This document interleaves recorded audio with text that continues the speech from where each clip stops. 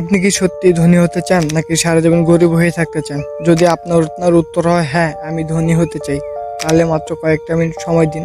আমি আপনাকে পরিষ্কার করে বলবো কেন আপনি এখনো গরিব, আর কি করলে 2030 সালের মধ্যে আপনি ধনী হতে পারবেন। প্রথম, আপনার দরকার ধৈর্য। টাকা সেভ করা, টাকা ইনভেস্ট করা, এসব আপনি সহজেই ইউটিউব থেকে শিখে নিতে পারবেন, কিন্তু ধৈর্য কোথা থেকে পাবেন?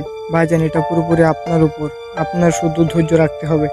একবার যদি আপনি ধৈর্য ধরে রাখতে পারেন, তাহলে খেলা আপনার হাতের মুঠোয়। দ্বিতীয় জিনিস, সেভিংস। ধরুন আজ আপনি 500 টাকা ইনকাম করলেন, এই টাকা থেকে অন্তত 25 থেকে 30% আলাদা করে রাখবেন। অপ্রয়োজনীয় জায়গায় টাকা খরচ করবেন না।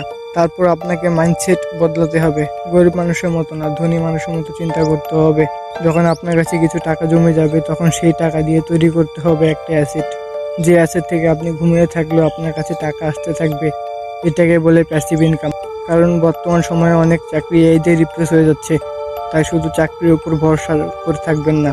আমি বলছি না আজই চাকরি ছেড়ে দিন, আগে নিজে একটা ইনকাম সোর্স তৈরি করুন, যাতে কাল আপনার চাকরি চলে গেলেও আপনার আয়ের পথ বন্ধ না হয়।